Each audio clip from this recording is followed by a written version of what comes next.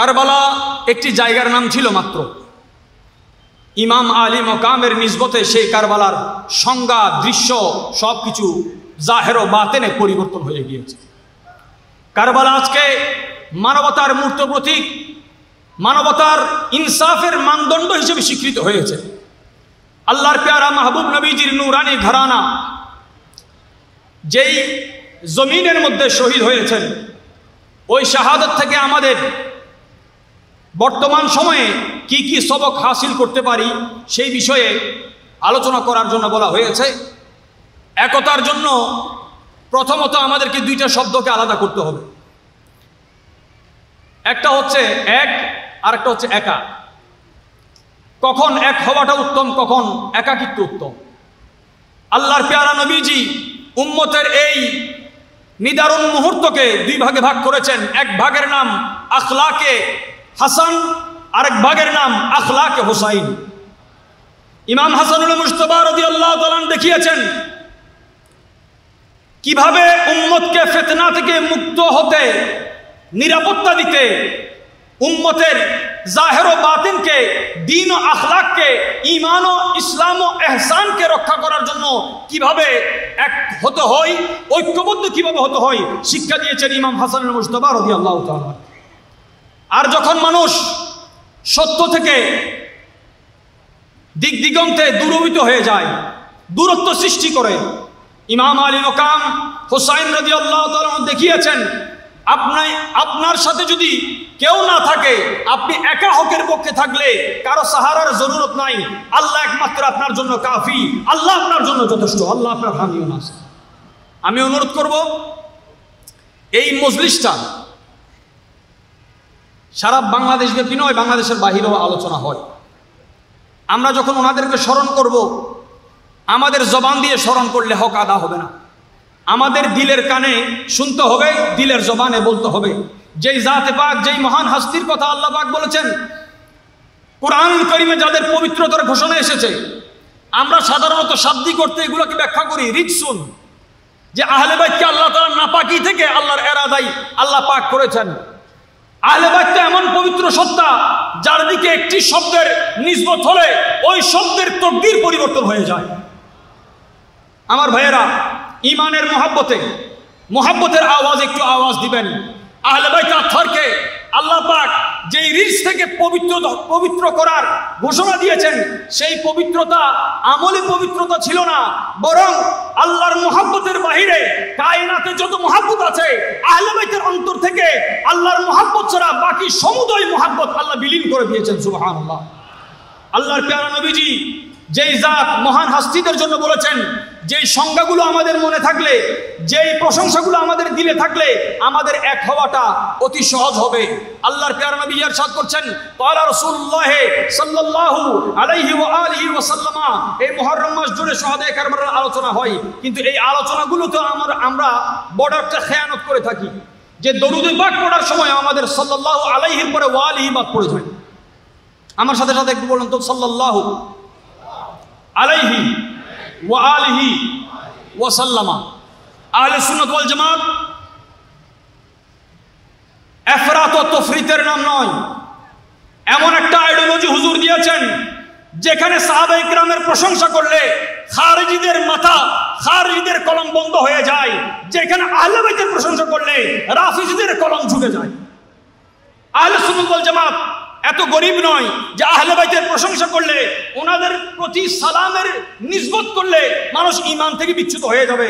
আমার প্যারা নবী ইরশাদ করছেন, মান মাতা আলা হুব্বি আলে মুহাম্মাদিন সাল্লাল্লাহু আলাইহি ওয়া আলিহি ওয়া সাল্লামা মাতা মুমিনান মুস্তাকবিলাল ঈমান। আল্লাহর হাবিবের আহলে বাইতের মুহাব্বত অন্তরে রেখে যে বান্দা দুনিয়া থেকে যাবে, সে পরিপূর্ণ ঈমানদার হয়ে দুনিয়া থেকে যাবে। প্যারা নবী ইরশাদ করছেন, মান মাতা আলা হুব্বি আলে মুহাম্মাদিন সাল্লাল্লাহু আলাইহি ওয়া আলিহি ওয়া সাল্লামা মাতা শাহীদান। হুজুরের আলো আয়ালের মুহাব্বত দিলে থাকলে ওই বান্দা ঘরের বিছানায় মারা গেল, শাহাদাতের মুকাম আল্লাহ তাকে দান করবেন। মান মাতা আলা হুব্বি আলে মুহাম্মাদিন সাল্লাল্লাহু আলাইহি ওয়া আলিহি ওয়া সাল্লাম মাতা তাইবান। আল্লাহর হাবিবের আওলাদের মুহাব্বতে যদি কারো মওত হয়, সে তওবা কবুল হয়েছে এমন তায়েব হয়ে দুনিয়া থেকে বিদায় নেবে। আল্লাহর পেয়ারা নবীজি ঘোষণা করেছেন জাআলাল্লাহু বাশশারাহু মালাকুল মাউত বিল জান্নাহ, ওই বান্দার শরীরে হাত দেওয়ার আগে, ওই বান্দার দেহ থেকে রূহ কবজ করার আগে মালাকুল মাউত তাকে জান্নাতের সুসংবাদ দান করবেন।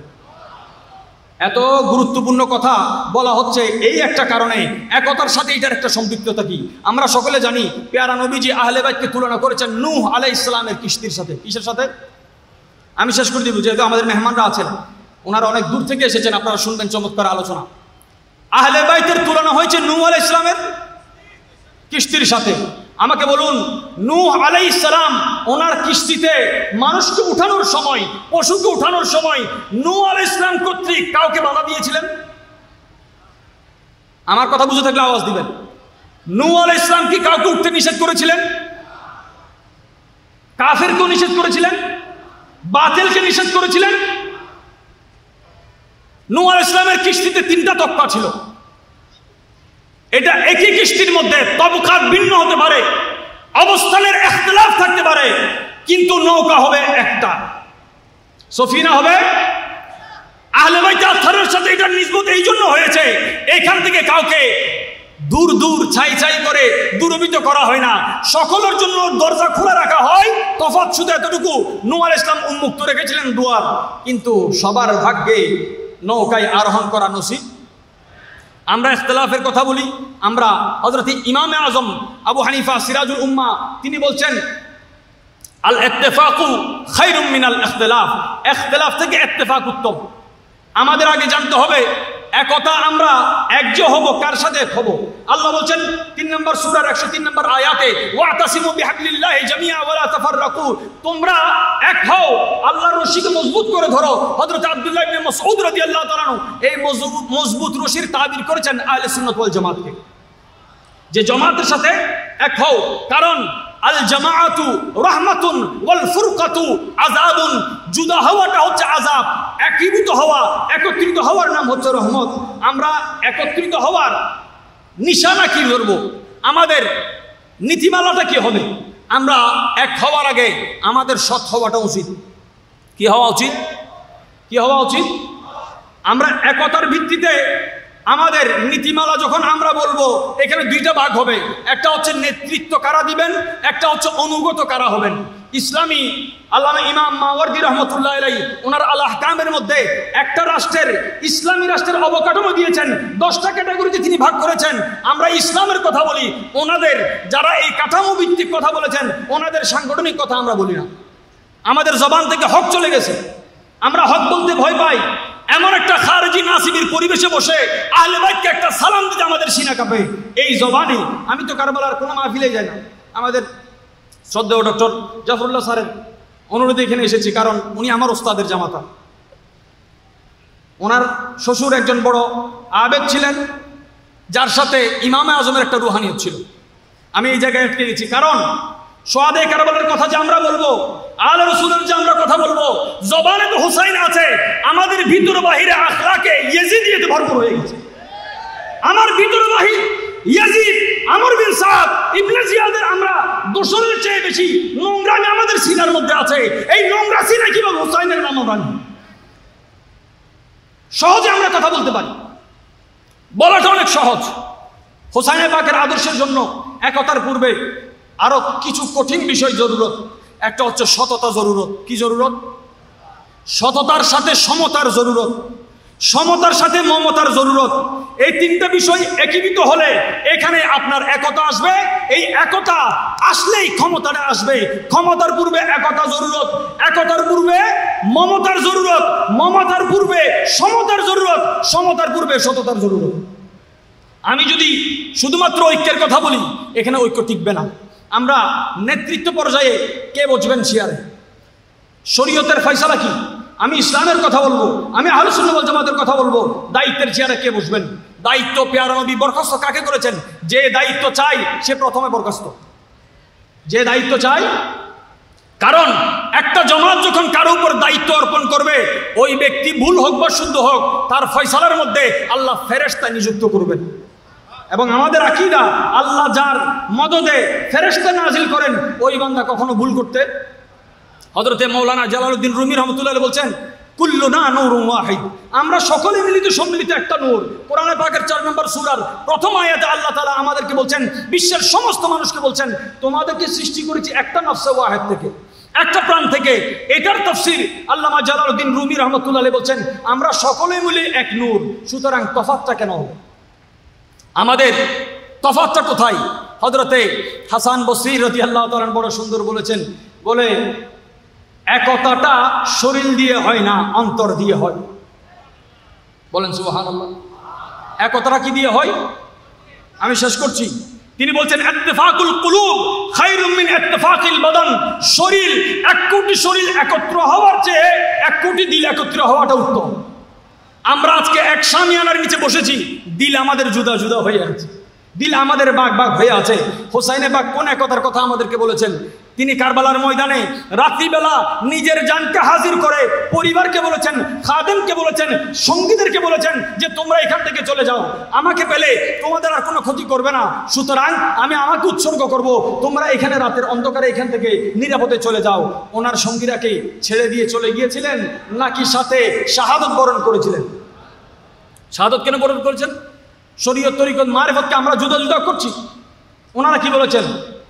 तुझी को देखना तेरे ही सुनना, तुझ में गुम होना, हकीकत मारिफत अहले तरीक़त इसको कहते हैं। ईमान যখন কথা বলবে অবশ্যই সেখানে বান্দার দিল নড়ে উঠবে। আমরা যখন একতার কথা বলি, আমাদের আসলাফরা আকাবিররা কি কথা বলেছেন? ন্যায়, প্রথমত মুসলিম হওয়া, আকেল হওয়া, আদেল মুনসিফ হওয়া, যার ইনসাফ থাকবে, সদল থাকবে, জবাবদিহিতা থাকবে। পারস্য সম্রাট বিজয় হয়েছে, সাম্রাজ্য বিজয় হয়েছে, সিংহাসন এসেছে খসরু পারভেজের, হযরতে ফারুক আজম রাদিয়াল্লাহু তাআলা।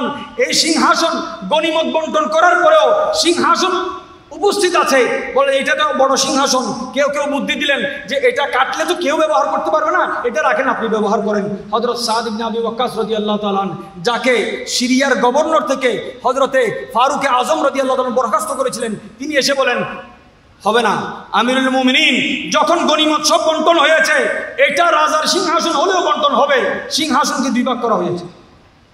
জবাবদিহিতার কথা যখন আসবে, এখানে আমাদের জন্য রাস্তা খুলবে। ইত্তেফাক কিভাবে আমরা হব? ইখতিলাফের সাথে। সফিনায়ে নূহের মতো তবকাত ভিন্ন হবে, কিন্তু আমাদের নৌকা হবে কয়টা? নৌকা হবে কয়টা? একটা। হযরতে জুনাইদ বাগদাদি রাদিয়াল্লাহু তাআলার নিসবতে আমরা সকলেই কাদরি, হুজুর গৌসে পাকের মুরিদ। হুজুর জুনাইদ বাগদাদি কি বলছেন? ক্বালা শেখ আল জুনাইদ আল বাগদাদি, লা তরিকা ইলাল্লাহ ইল্লা বিল মাহাব্বা ওয়াল ইত্তেফাক ওয়া তারকুল খিলাফ। 3টা বিষয়ের উপর, 3টা বিষয়ের, 3টা উসুলের উপর তরিকতের ভিত্তি হচ্ছে আল্লাহর মুহাব্বতের। আমাদের একতার ভিত্তি কি? আল্লাহর মুহাব্বত। একতার ভিত্তি কি? একতা মানে দলীয় নয়, একতা হচ্ছে আল্লাহর মুহাব্বত। মুহাব্বতি ইলাহির ভিত্তিতে যখন একতা হবে, এই একতা ভাঙার শক্তি কারো? হযরত জুনাইদ বাগদাদি রাদিয়াল্লাহু আনহু বলছেন, আল্লাহর মুহাব্বত, একত্রিত হওয়া এবং ইখতিলাফ যতই হোক, এটাকে এক পাশে রেখে একই সাফ মে খড়ে হে মাহমুদ আয়াজ, না কোই বান্দা রাহা না কোই বান্দা নওয়াজ। এই ধরনের একটা প্ল্যাটফর্ম আমাদের তৈরি করতে হবে। শেখ আব্দুল কাদের জিলানী হুজুর গৌসুস সাকালাইন তিনি ইরশাদ করছেন, কুনু মাআল জামাতে ফাইনাল ফিরকা বিদায়াতুল হালাক। হযরত হুজুর গৌসে পাকের কথা আমরা বলি, গৌসে পাক বলছেন তোমরা এক হয়ে যাও, কারণ জুদা হওয়ার সাথে সাথে ধ্বংসের শুরু। কিসের শুরু? ধ্বংসের শুরু কখন? জুদা হওয়ার সাথে সাথে ধ্বংসের শুরু। হযরতে পেয়ারা মাহবুব নবীজির হাদিসে পাক থেকে পাওয়া যায়, আল্লাহর পেয়ারা মাহবুব নবীজি ইরশাদ করেছেন, বাঘ মেষপাল থেকে কাকে বেঁচে খায়? বলে যে জামাত থেকে জুদা হয় তার মত আগে হয়। আল্লাহ আমাদের সেই ইত্তেফাকের নূর দান করুক। আমি আখেরি কথাই রাসূল করিম সাল্লাল্লাহু আলাইহি ওয়াসাল্লাম নূরানি কয়েকটা ইরশাদ বলে আমি শেষ করছি। পেয়ারা নবীজি ইরশাদ করছেন, আরবাআতুন আনা লাহুম শাফিউন ইয়াউমাল কিয়ামা। 4 প্রকার ব্যক্তি আছে যার জন্য আমি রাসূল শাফাআত করব। কয় প্রকার ব্যক্তি? 4 প্রকার ব্যক্তি। আল মুকরিমু লিযুররিয়াতি, আমার বংশধরকে যারা ইজ্জত করবে। কোরআন পাকের 17 নম্বর সূরার 19 নম্বর আয়াত আল্লাহ তাআলা ইরশাদ করেছেন, আসা ইয়াবআসাকা রাব্বুকা মাকামান মাহমুদা। আল্লাহ পাক রব্বুল আলামিন মাকামে মাহমুদের ওয়াদা হুজুরের সাথে করেছেন। আর এদিকে হুজুর বলছেন 4 প্রকারের ব্যক্তির ওয়াদা, শাফাআতের ওয়াদা আমি রাসূল করছি। 1 নম্বর আল মুকরিমু লিযুররিয়াতি, আমার বংশধরের, আমার যুররিয়তের যে সম্মান করবে আল্লাহ পাক রব্বুল আলামিন তাকে সম্মান দান করবেন এবং আমি রাসূল তার জন্য শাফাআত করব। সুবহানাল্লাহ। ওয়াল কাদিল আম হাওয়াইজাহুম ওয়াসাইলহুম ফি উমুরহিম ইদা তুরু ইলাইহা।